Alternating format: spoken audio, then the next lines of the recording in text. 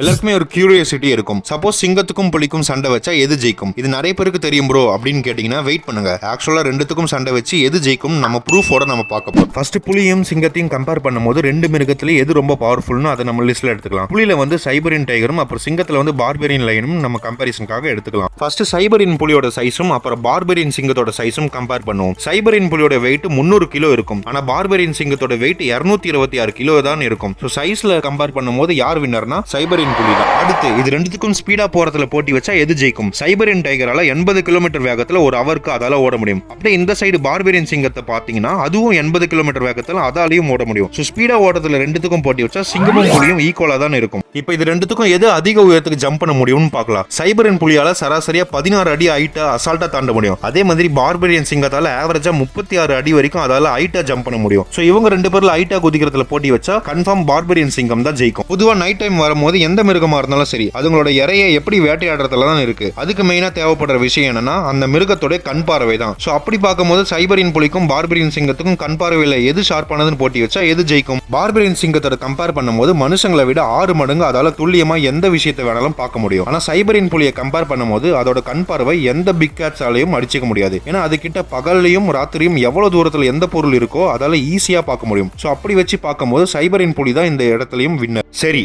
லாஸ்ட்ல சைபரின் புலிக்கும் அப்புறம் பார்பெரியன் சிங்கத்துக்கும் நேருக்கு நேர் மோதுனா யார் தான் ஜெயிப்பாங்க அப்படின்னு குழப்பமா இருந்தா இப்ப இந்த விஷயத்தை கம்பேர் பண்ணும்போது யார் உண்மையான வின்னர் தெரிய வந்துடும். அந்த விஷயத்தை கம்பேர் பண்றதுக்கு முன்னாடி நம்ம சேனலை சப்ஸ்கிரைப் பண்ணாதவங்க சப்ஸ்கிரைப் பண்ணிக்கோங்க. அப்புறம் பெல் பட்டனை ஆன்ல வச்சுக்கோங்க. இப்ப சரி, இது ரெண்டுத்துக்கும் இதுங்களோட கிளாஸ்னு சொல்ற கூர்மையான நகங்களையும் கடிபலத்தையும் டெஸ்ட் பண்ணி பார்த்தா சைபரின் புலி தான் இங்கேயும் ஜெயிக்கும். ஏன்னா அதோட நகம் மட்டுமே 4 இன்ச் பெருசா இருக்கும். அப்புறம் பார்பெரியன் சிங்கத்தோட கடிபலத்தை விட சைபரின் புலியால இன்னும் ஆழமா கடிக்க முடியும். சோ இந்த போட்டியில யார் ஜெயிச்சதுன்னா அது சைபரின் இனத்தை சேர்ந்த புலிதான். சோ ஃபைனல் வின்னர் யாருன்னா அதுவும் புலிதான்.